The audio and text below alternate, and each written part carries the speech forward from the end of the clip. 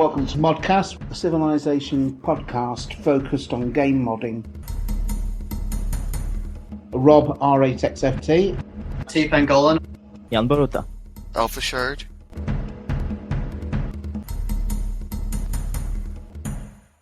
Welcome to ModCast 65. I'm Rob, R8XFT. Joining me today are... Jan Boruta. Chris 15. And Sanchi Danchi. Welcome to your first ModCast, you two, by the way. Nice to see you. Yeah. I think before we should go any further, we should probably date this episode, because it's not going to come out the day we record it, and I'm almost certain that there's going to be a bunch of stuff which basically proves everything we say wrong. It's the 25th of June. Good to hear. We were wary of this last time because we got the stirrings that something might be announced fairly soon. And we did the ModCast anyway, and we talked about Civ 6, and it was announced about a week or so later.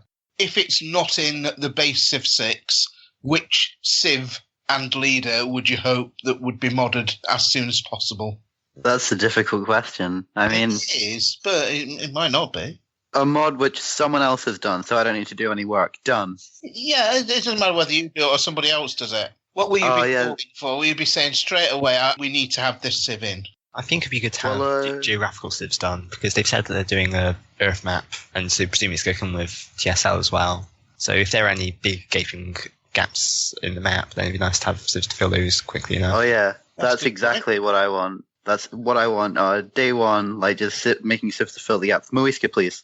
Muiska. Just put it down, Muiska. Actually, you know what, for Axis, if you're listening, put Muiska in the game just now. It'll take an afternoon, I'm sure. Just do it, trust me. Yeah, they find a voice actor in 5 minutes. Yeah, I'm sure there are so many people who speak the Chibcha language rocking around in the Firaxis studio. Come on, the Muiska. The other thing is that uncultured swines who haven't heard of many people will have at least heard of El Dorado. Someone Luigi right now.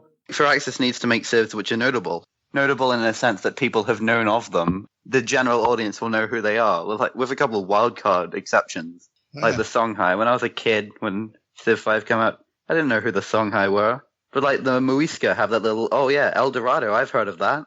To like draw people in. We're guessing that there'll be civs like the Romans have got to be in there, haven't they? You would have thought. Probably England as well. Oh, no. The Romans are DLC so that Firaxis can get extra money. Oh, really? Yeah. What am I talking about? I'm giving Firaxis ideas. No, that could be it. Maybe they should bring out the original game with all really obscure civs, and the DLC are the ones that we've heard of, that everyone wants. Honestly, if someone who loved the really obscure civs, that'd be fantastic. Sign me up. Come on. I want to pit the Palawa against the Evanks in the base game. Let's do it. What? Audience plus 5 points if you've heard of the Palawa. But how about obscure European tribes? Europe. They are just like the Aboriginals. Look, you know for a fact, right? If they're trying to spread out civs, they will not need any extra civs in Europe. Why not? Because Europe's going to be filled.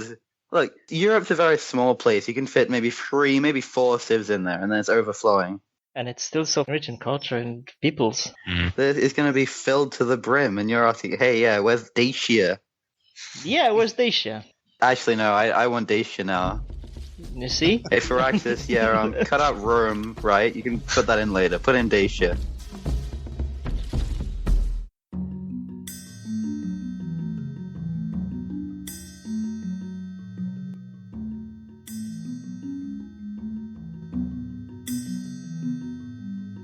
Civ 6, which has obviously been announced since the last ModCast was recorded. What have you guys seen so far that you like about Civ 6?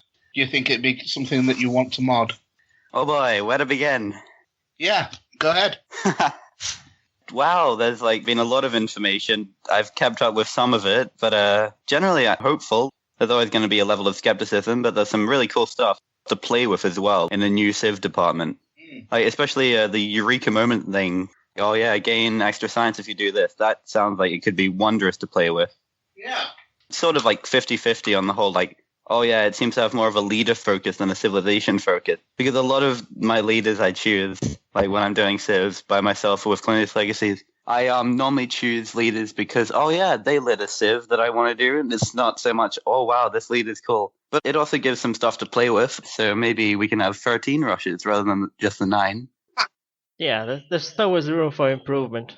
We got the impression, and certainly there's been comments on the Civ Fanatics forums about this, that it seems like there's some sort of leader ability as well as a civilization ability.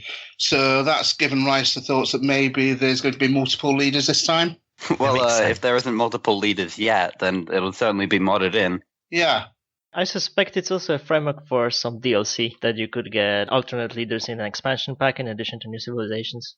Maybe so. Well, they did that with Civ 4, didn't they? Yep. When there were multiple leaders with that. But it's been more the case that people have speculated this purely, why give the leader a different ability to the Civ? Why not just pile it all in one? So that was the reason why people had thought that.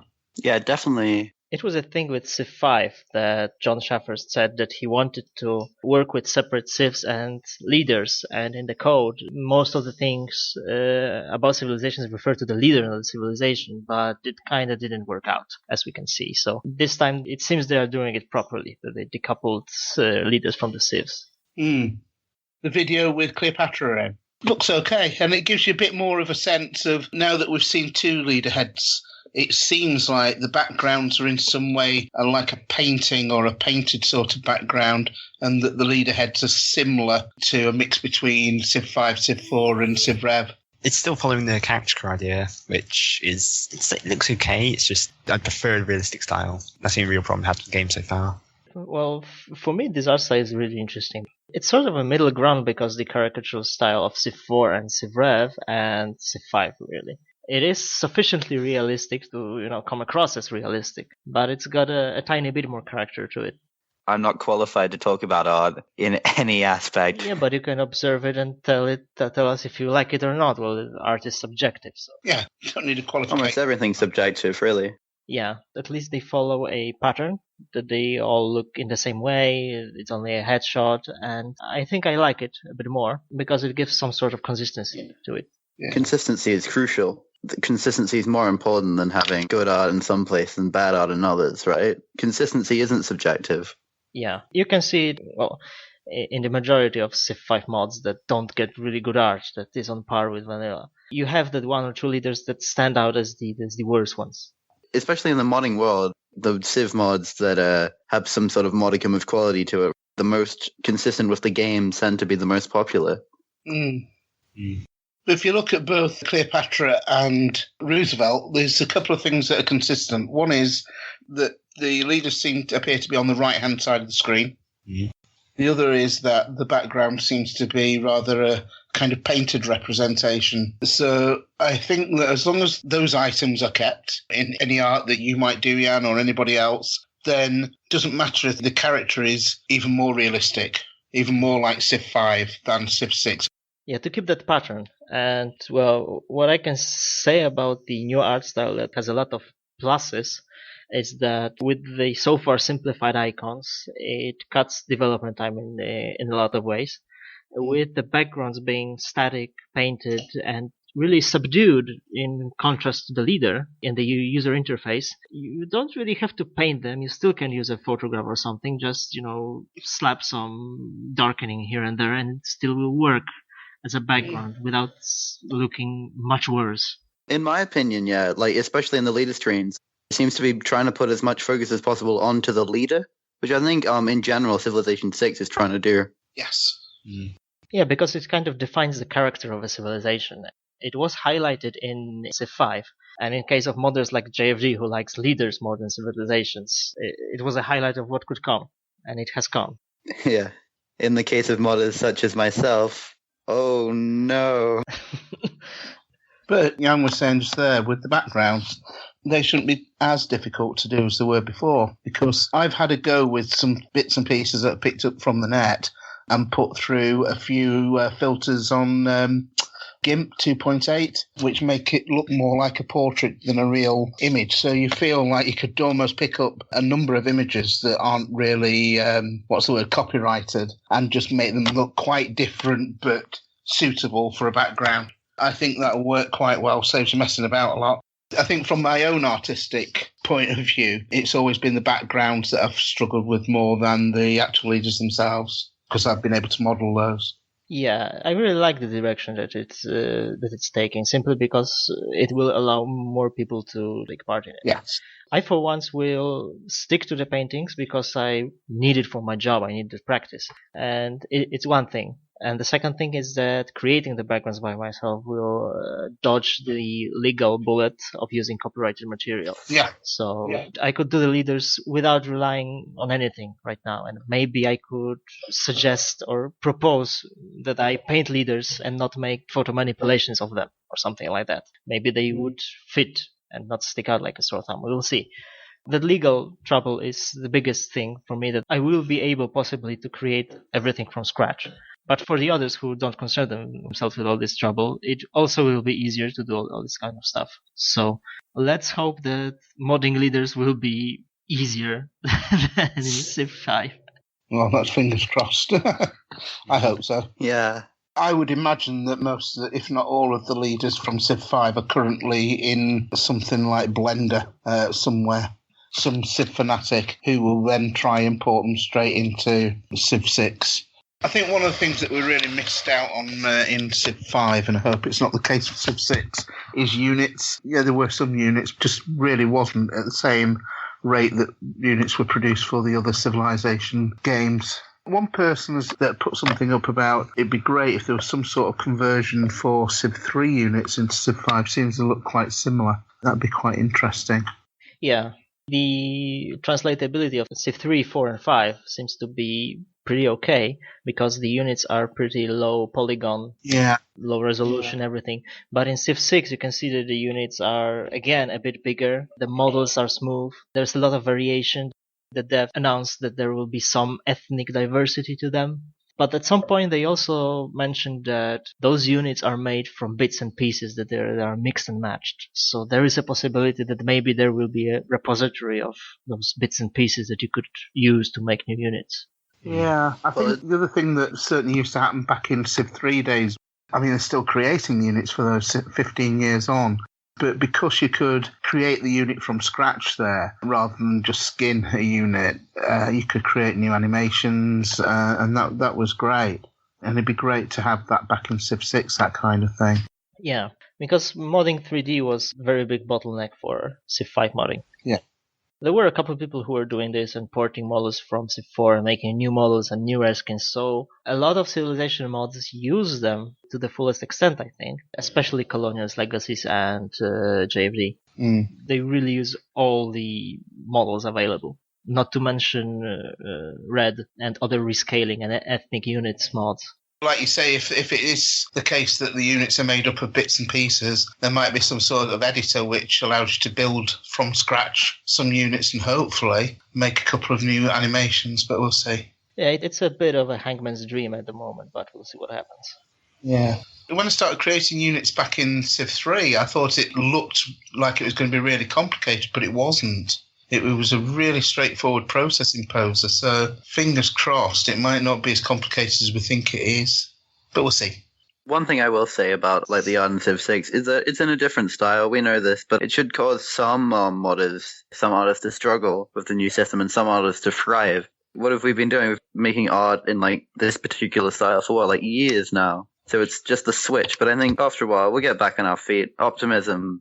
Well, yeah, that's my approach, really. If Civ 6 requires more 3D modeling, then I will be kind of forced to do it and learn, finally. If I have the time, for example.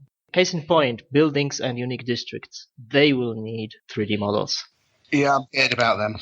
But it's not something to be pessimistic about, I think. In any case, we will have to play the game for a few months to see what is doable and what is not.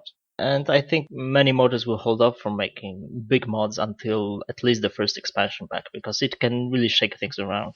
One really horrifying question, at least in my opinion, from a coding standpoint. If every building requires a model, will dummy building still be possible? Yeah, seriously, dummy buildings are the most useful things ever. Well, you still have the city center. I think you could hide anything in there if you wanted. Might be possible. Just love the way you worded that. You could hide anything in there. Years of experience. Well, one thing I don't think we've really discussed, especially how designs will affect, because there are some changes to the core mechanics of the game. social policies are gone, and there's a lot of mods and stuff that rely on social policies. But then there's like some really interesting stuff to like base off, like the city planning. I bet like at least 18 mods can like utilize that in some interesting way. It's all about finding out what's new and using that instead of whatever you were using in Civ 5, which is now gone. Yeah. Yep, there'll definitely need to be a switch in thinking. But it's also a welcome change, I think. What about this for a design for Civ 6? It'd be great if the city-states could ultimately evolve into proper civs. Would you like that as a design if that came in? That would be an amazing thing, but very, very difficult to code. Yes, and they would have to have a pool of leader heads that would randomly get spawned in with languages and everything. Yeah, plus if at the same thing as a Civ 5, there's a set number of civs that can even appear in the game. Yeah, but that included city-states, didn't it? It was 63. Yeah. Yes. If we got somebody like Ed Beach on it, maybe he could code it. I don't know. Yeah. Well, but I like the concept of city-states. They don't really have to evolve. You still have city-states in the real world right now, like San Marino, Monaco, you know. Yeah, in fairness, we have like 4. I think that's stretching it a bit. But still, I like the idea of city-states. I don't think they really need to change that much. Yeah, what I kind of miss from Civ 4 is that Barbarians ultimately evolved into a sort of city-state. Yeah. One thing I have noticed, though, is that there's a scientific city-state now. Yes. This has just now clicked with me. There are scientific city-states. And of all of the possible choices, the Hittites are scientific. And you have to take into account that the city-states have small unique abilities as well. And I don't know if they are randomly generated or tied to the city-state, but the Hittites as a city-state grant extra copies of strategic resources. So, which you have revealed but do not own, just like that design in Civ 5. Coincidence? Think not. There's potentially a lot of things in Civ 6 that is creatively inspired by mods for Civ 5. I like as well how Zanzibar's unique city-state ability is literally Indonesia's ability. So they probably thought that Indonesia was garbage and they changed it to city-state. So anything else then for Civ 6? The design problems originating from the civilizations having 6 uniques, 3 for the civ and 3 for the leader. I'm just going to put this out here. In my personal belief, porting civs from Civ 5 to Civ 6, like in design, is incredibly impractical. Oh yes, I can agree. However, there is conceptual design done in Civ 5. You can follow some guidelines set by certain leaders and try to recreate in Civ 6.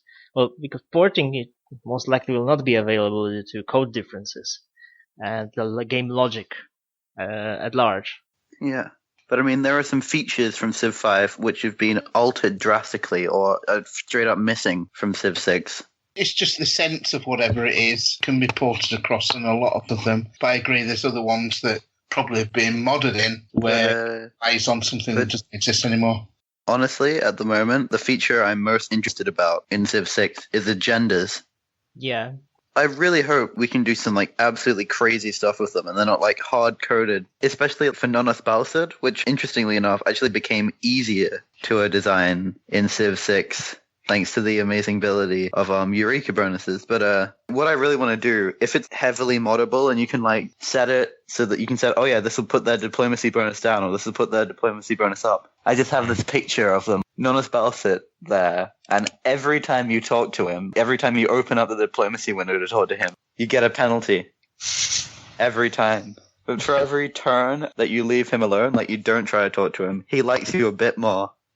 I'm really hoping it'll be that moddable and I won't have to do something like, oh yeah, non-espoused really hates it when, I don't know, you're aggressive towards anyone who starts a war or bullies city-states on his continent. Yeah, if it isn't moddable, then it definitely should be. I do hope that Firaxis realizes that such a big feature, such a defining feature of new leaders must be moddable for the modders. We won't know if it's moddable until the game's out, unless we get an early copy. Hey, Firaxis. Wink, wink, nudge, nudge. Nod's as good as a wink to a blind bat, etc. Know what I mean? Say no more, say no more. If there's some kind of lure function or something equivalent, just that was alter the diplomacy up or down, that would do pretty much anything you wanted. So I Yeah, was that'd be wondering, fantastic if it's like a leader diplomacy bonus. So you could have like variable L equals leader diplomacy bonus. Leader diplomacy bonus equals L minus 2. No, well, sorry, it should be L equals L minus 2. Set leader diplomacy bonus L. I don't want Nero to kill me, please. I think he already plans it. On another funny note about Civ 6 civilization is that you can send emissaries for a bit of gold to another civilization to gather some info on them and gossip, and you can give gifts to them. And each civilization has a unique gift. So we now have the unique cultural influence mod. I never knew about this. This is amazing. This is great. I'm already like planning out of my head what every like civilization should have. Yeah. Well, but it's probably only just a change of text in the Diplo screen, but it's still fun. There are wonders that take up tiles. Oh yeah. And we do not know if there can be dummy wonders in the city center anymore. What I am noticing a bit, at least China, and I've heard a bit about Egypt, their unique terrain stuff have to do more with wonders than with commonly occurring buildings, which might get interesting. I'm sure there are some civilizations which are like most famous for what they've built. But are you saying like pyramids being unique to Egypt? To put it but I'm pretty sure the Egyptian one is actually a sphinx. Yes, that's the Sphinx, and the Chinese have the Great Wall improvement that can only be built on borders. Right. Yeah, so just stuff like that. For example, a particular wonder had to be built on a particular type of tile. But that's definitely possible. Like Machu Picchu being built in the middle of the desert. No, thanks. Well, there are terrain requirements for wonders now, and some are quite harsh. Yeah, exactly. Hi, Petra. But I must say, I really like this. I really like this because it allows more civs to build wonders, because not every civ is going to have every terrain type in the borders. And it kind of spreads the wonders out. Yeah. You can be a wondermonger, I think, but you have to have a lot of land. It'd be a lot more difficult. Yeah. Focus on building settlers to focus on building wonders. It's very interesting. You really have to choose your wonders wisely. You can't just, this tech is going to take another 10 turns to research. Might as well build Neuschwanstein. I butchered that pronunciation, didn't I? Neuschwanstein. If wonders and indeed perhaps even buildings have requirements for terrain, it might mean that those people, and I've got to admit I'm one of them when I play, that have a set way of playing, that's going to be shaken up a little bit. Yeah. Because I can't suddenly build that wonder that I always build because I haven't got the particular terrain type near me. You're like building the Great Library without any paper and trees. Without writing. But yeah, buildings are not tied to districts, and some districts are tied to terrain. Like the harbor district, you can build on water in non-coastal cities as well. So that's really cool. And you can have a landlocked city and build a harbor on the only sea tile that is in the city's borders. You should get an achievement for that called Mongolian Navy. Thinking of achievements, I was about to mention it with the legacy bonuses from governments. That I think there will be an achievement for sticking with despotism from beginning to the end of the game. With like one card slot. They should make mod support for achievements, and then you should get an achievement for playing as Canada the whole time. Memes. Do you know what? That could be one of the things that we should be able to mod in, achievements. Well, I mean, I don't think that'll be achievements are handled through Steam, though, aren't they? Yeah. So you could, shame, but like, if you knew enough about UI modding, you could probably have like a Steam-styled box pop up, say you got an achievement, and then disappear. That would be pretty cool, actually. And the first achievement, added modded achievements. On the topic of civics, there is the government system that you choose your government and assign, and it has a few slots for policy cards that you drag and choose and mix and match to create your civics of your civ. And I think it is a pretty simplistic mechanism for now. I sort of like it, actually. Well, I do like it as well, because it's much better than the rigid policy trees right now, and there seems to be many more cards to choose from, so it should be really flexible. Because there are so little cards you can have at one time, I feel the cards themselves are going to be stronger. Yes. yeah. So they're going to be play style defining. Like, based on what cards you get early in the game, that's how you're going to play. Mm-hmm. It just seems like you've got maybe about 4 or 5 different things that you can have at once. Maybe it gets more complicated over time as the game goes on, I don't know. But like you say, essentially, once the ability, for example, to have a bonus against Barbarian comes out, then you only have that once you play that particular card. Oh my god, I thought of something as well. If you can switch out your cards at any time, right? They can give some really powerful effects with some debuffs as well. Yeah. It could be like, oh yeah, You gain extra science, but everyone's starving to death. I'm sure just something like that. And there's the word floating about of legacy bonuses for governments, and I don't know if it just means that you get bonuses for sticking around with a government for a long time, or it's an enhanced version of a government. We'll see what happens, but I wanted to briefly touch on this topic because for me it seems a bit simplistic, even if it will be game defining right now. I think there will be a mod for that if it's moddable, and I do hope that governments are moddable, because when you see, for example, JFD's rise to power taking shape with sovereignty and all that government jazz, it's kind of complicated. Honestly, the way it's set up at the moment, it feels like it could be easily moddable. Yeah. Yeah. It will be some sort of linear progression, but because you have, I think, many more choices and many more possible paths because of terrain you are landed on, of discovering technologies and of discovering civics, that the games will not be as linear as Civ 5. That's good. Now, we were talking before about possible barriers to moving over the Civ 5 mechanics over to Civ 6. We've got one right there, because a lot of the Civ 5 mechanics for getting the UA is to hijack a policy and give them a free policy, social policy. If it's the case that Civs can then choose which policy they have and only have certain ones available at any one time, then that won't work, because a Civ, given a policy to give them an advantage, might decide to choose something else. Well, In a way, though, I sort of feel like this is like sort of nerf the aspect of one free social policy a bit. Like by giving you a card, like you can't fit all the cards in your deck at once. Well, okay, this is sort of like reverse of Magic the Gathering rules, so I should probably not make that comparison. But like, you have to choose certain cards, so in a way, the effect of a free social policy has become a bit lessened.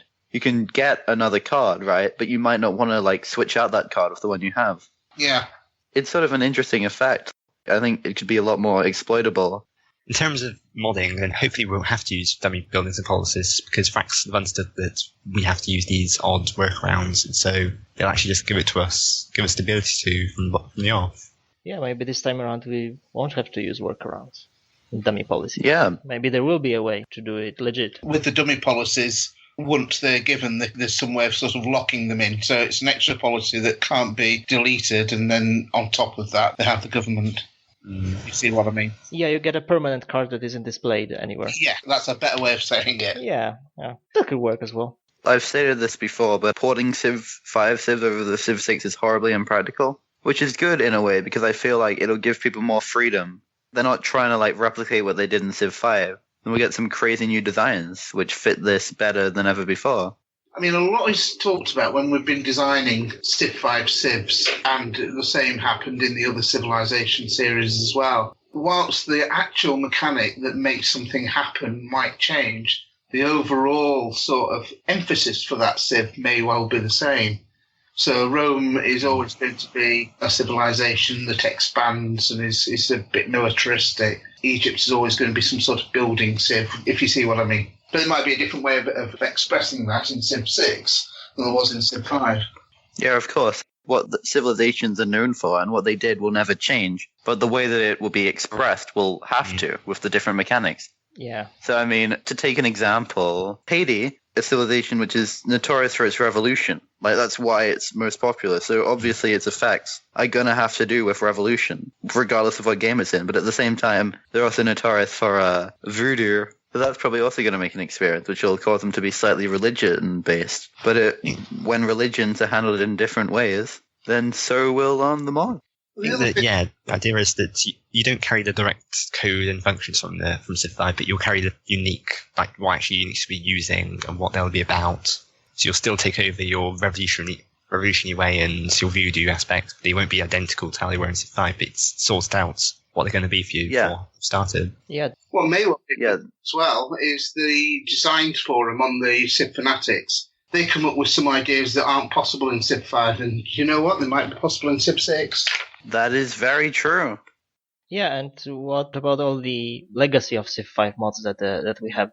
There's a wealth of already done designs. There's a lot of concept work already done, and because of the similarity, well, there is a similarity of how Civilization 6 civilizations are set up and Civ 5 civilizations are set up. An arrangement of uniques and unique abilities. You have this concept already done, and you can follow it to an extent, and not just reinvent the wheel. It's a different story between Civ 4 and 5, where you have almost no connection between the games.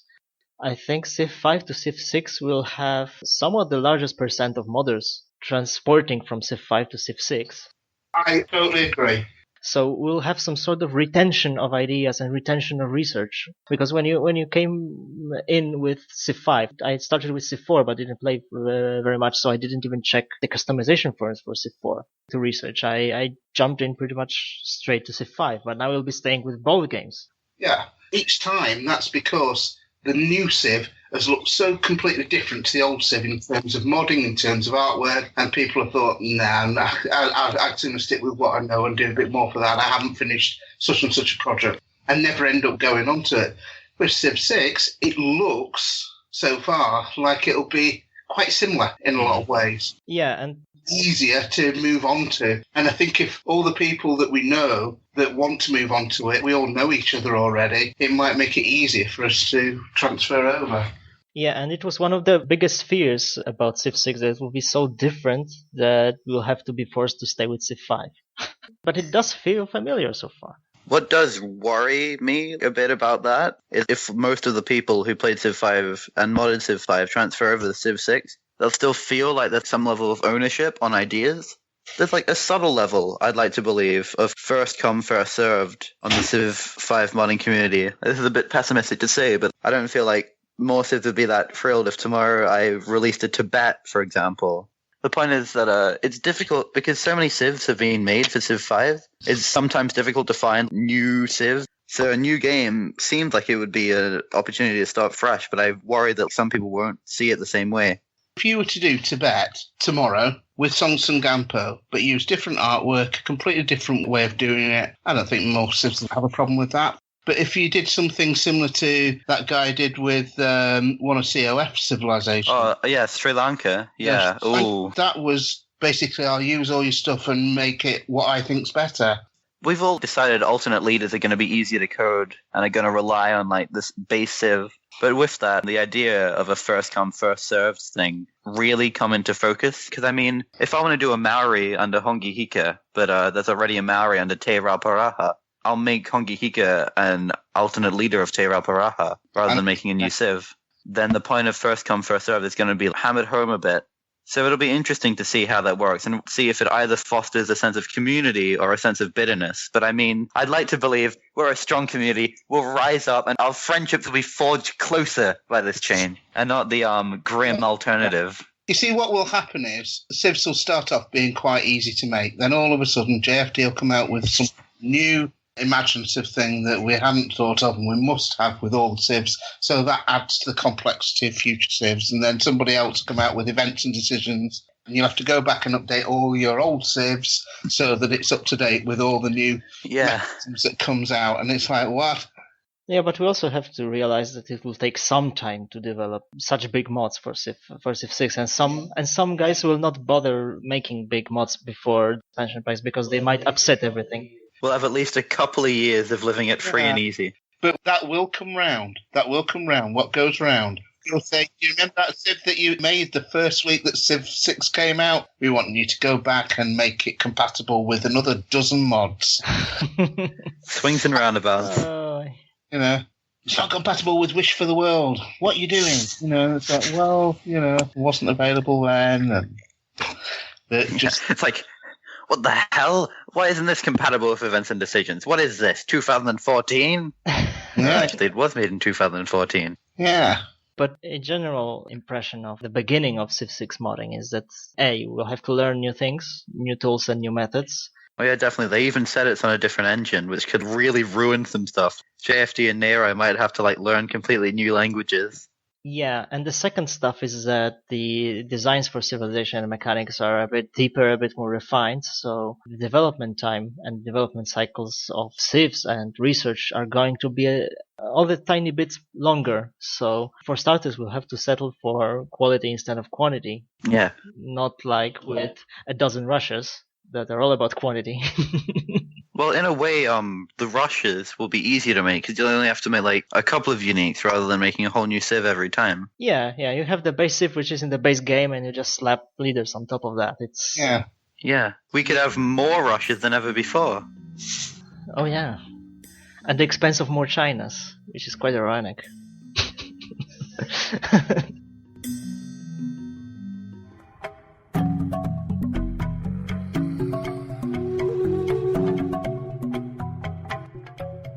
The new stuff then for Civ 5 of late, it looks to me like the Greek split is imminent. Why don't we learn about that a bit? I made the picture to go on Steam, so there's no turning back right now. Yeah. My contribution is that I, for the last 3 years, been going on at PowerKai to get it out. So I think I've done my bit. And I wrote very small amounts of text.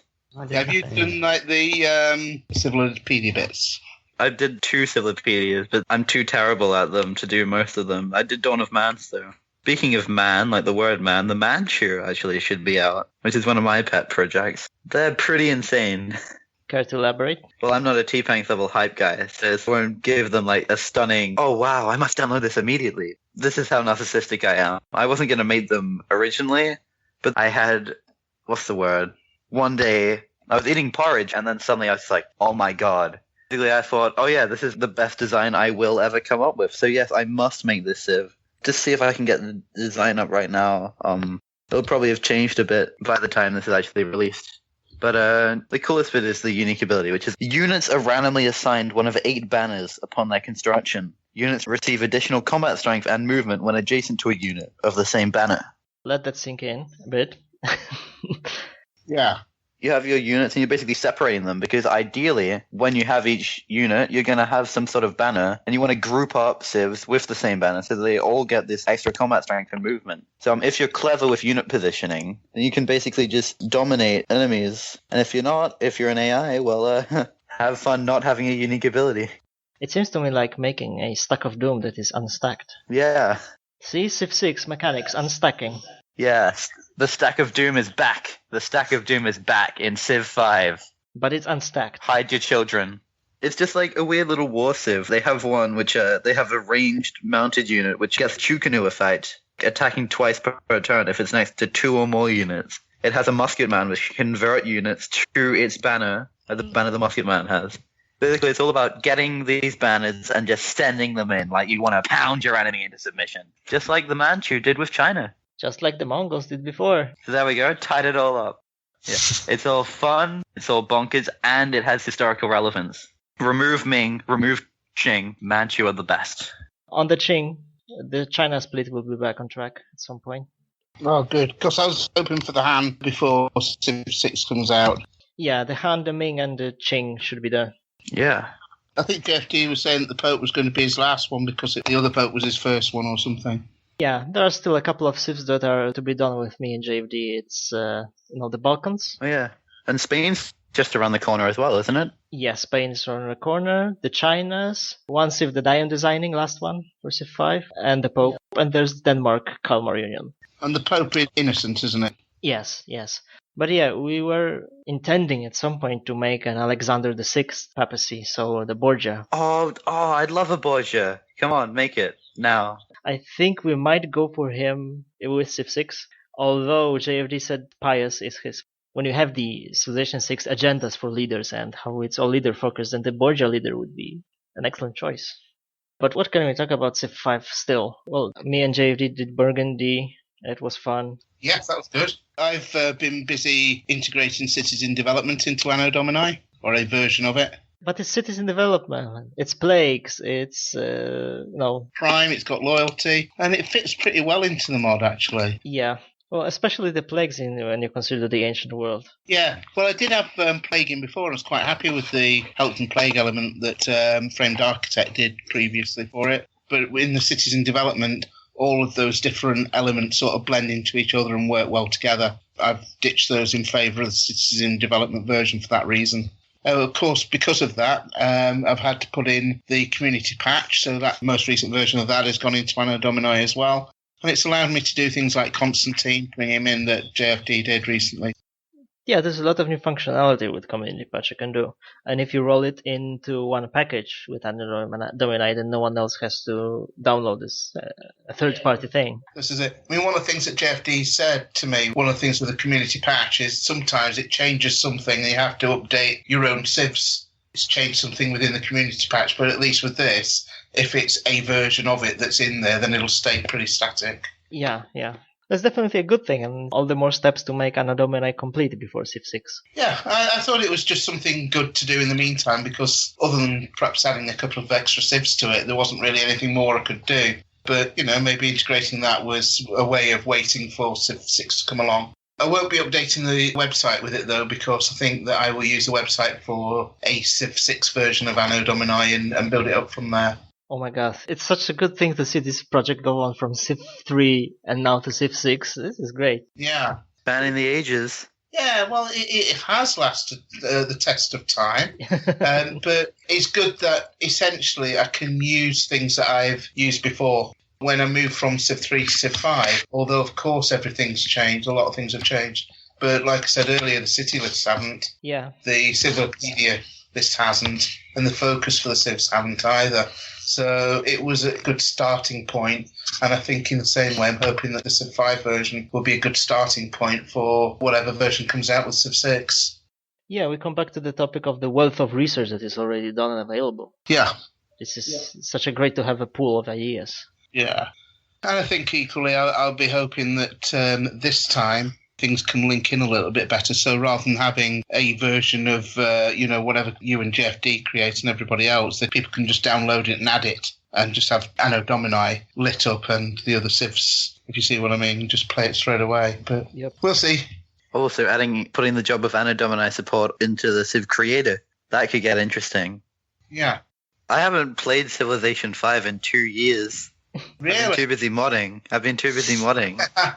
Yeah, I don't have time to play Civilization 5. I have to make other people play Civilization 5. The funniest thing about it is that it's true. Yeah, it is. It's absolutely true. I mean, I've got something like 2,500 hours logged on Civ 5 playing, but I think I've done at least triple that with modding, at least. I have more time in the SDK than I have in the actual game. Yeah, I didn't look at how much time I've had on the SDK. Well, I played some Civ last month, but with all the Civ 6 news, I just realized how much of a chore the Civ 5 game is after the Renaissance. And I kind of peter out after the Renaissance and start a new game. Oh my god, I thought I was the only one. I'm really looking to Civ 6 to shake this around. Maybe the pace is a bit better. Maybe there's something more interesting mid-game that happens in Civ 5.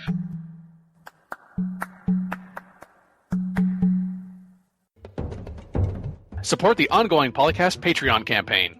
Collective achievements. Personal incentives. Month-to-month commitment. For more information, visit thepolycast.net/Patreon.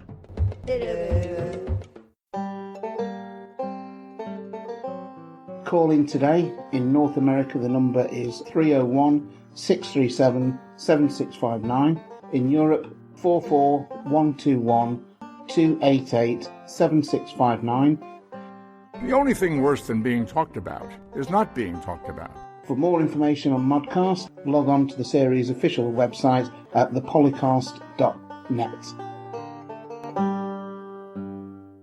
So you also have civs such as Egypt, who have a rich ancient history, but also have more recent history. So maybe their unique might not suit all of those things. Do you know what I mean? Yeah. I think that's where you would. Yeah, but even in the modern day, they sort of rely a bit on tourism, and sort of the old stuff you could say is bringing back the past. Yeah. As a tourism. I think it will depend on a Civ to Civ basis. Some civilizations that come in the base of the game will be relevant for all the incarnations of the country. Some will not, some will. So yeah, I think it will all come to the general consensus there. We'll make a new civilization for modern Egypt. Because that was an ancient Egypt with ancient Egyptians, now it's modern Egypt with Arabs. So you can argue that it's a different civilization under the same name. Yeah, just rename it to, what is it, like the Republic of Egypt or whatever. Yeah. That's Egypt and the Arab Republic of Egypt. Oh, and the government system, maybe it will be possible to assign leader titles and country names to the government. That would be cool as well. Here's another idea to throw out to you to see what you think of.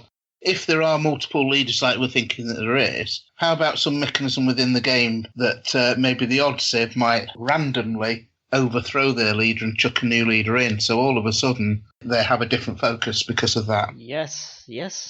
Or a system of leaders changing over time, like rise and fall of civilization. I'm just imagining like the least convenient leader changes. Roosevelt with his Rough Riders, they reach the industrial era, and then they kick him out for Washington with his Minutemen. The beauty. Or, someone would make a progression of American presidents in order. Oh yeah, you can't forget about Martin Van Buren. Where's his civ? Yeah, exactly. Yeah. Civilization 4, they had Native America, right? And then Civilization 5, they came to the census and made the Iroquois and the Shoshone, right? The Civilization 6, they have the Celts and Polynesia. So they need to be split up. You got to keep the pattern going, because the human brain is naturally tuned towards pattern recognition. Yeah, but they repeated the blobby Celts in 4 and 5, so the pattern is broken. Yeah, well, they got to fix it. Well, if the pattern is there, they also need to break up Germany, because there's so many differences in the Germans. Although they already added Austria, but there's no Switzerland, and there's no Bavaria, There's no Lorraine. and there's no Lower Saxony. Yeah, for ISIS, put Lorraine in the game. And see how Europe is fine? No, Europe's not fun. You can't not have a blob civ. You just have to move the blob civ around. So if we're getting like the Maori or Tonga instead of Polynesia, we got to have now the South Americans. Why not Europe under Arthur, King Arthur, with the Legion and the Panzer? Well, I would be fine with that, to my surprise. Of course, in 3 years' time, more. Kuakai will release the Europe split. Well, no, they'll be doing the Moiska split. This was ModCast 65. Thanks for listening. I'm Rob R8XFT. With me today was Jan Boruta. Chris 15. And Sanchi Danchi. Thanks, guys. Thank you. Oh, it was good to be here. I enjoyed myself. Would do again.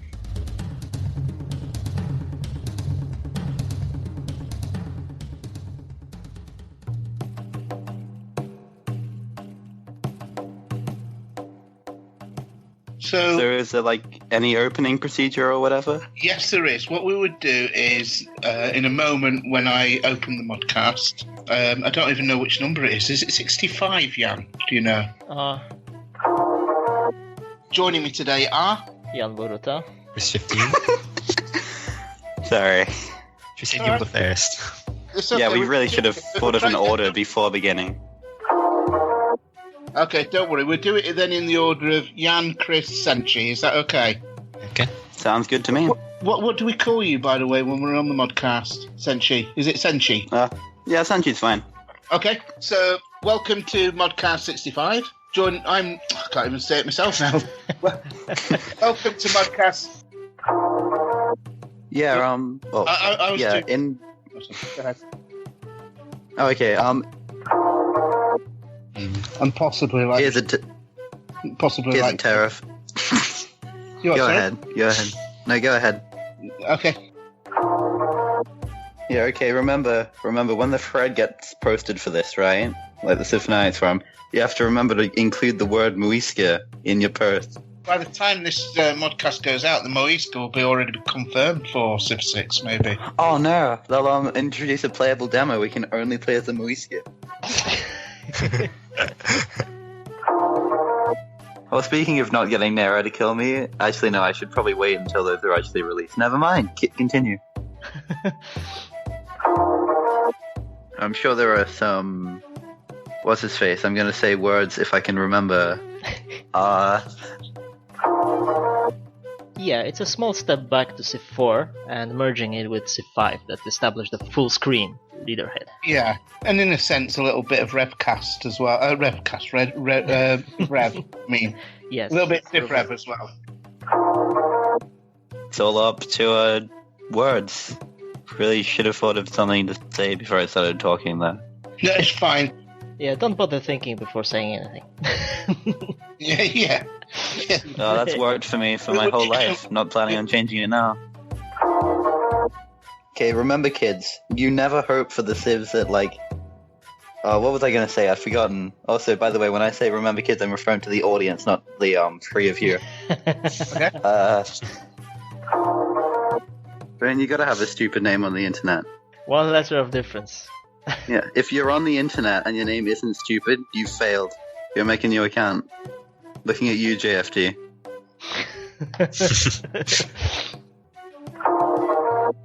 I think we've said quite a lot about Civ 6. I don't think we're going to get anything that is majorly different to what we've already said. Yeah. I mean, if we have a eureka moment halfway through the chat, we'll probably just say it and then it'll be cut in earlier. Correct. He has the powers of editing. Dan, he has that technology.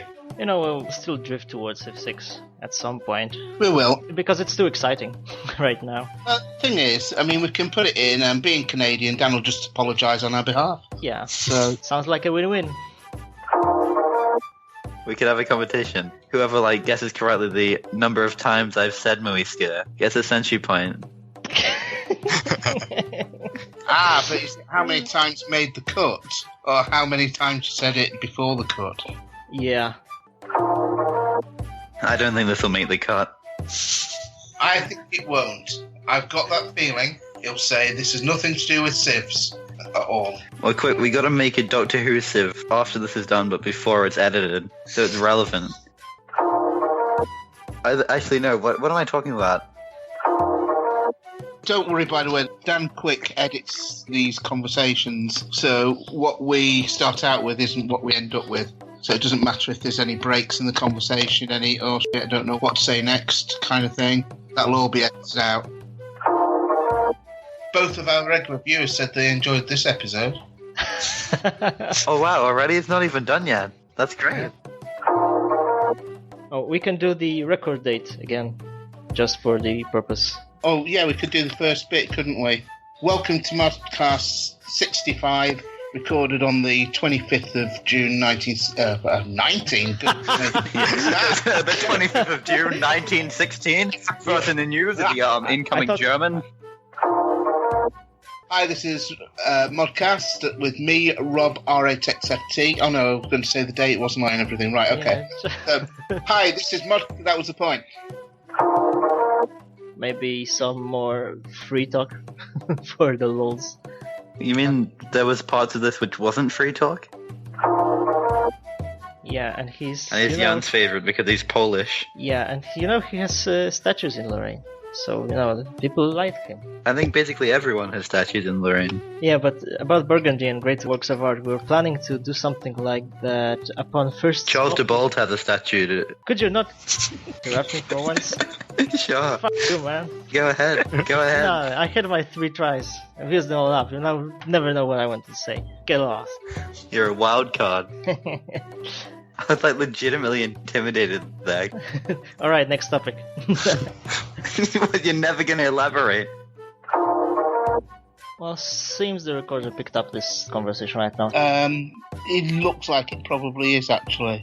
Alright, in any case, I'm recording, so I'll be monitoring if it stops again. So. Yes. Okay. At least we got the previous one twice, and we've got this one at least once and possibly twice. So, Yep. It should be okay. No worries. Behind the scenes of the ModCast. You wouldn't know what shit goes on normally, And we don't know what happens at Dan's place. That must be awful. We should pay him.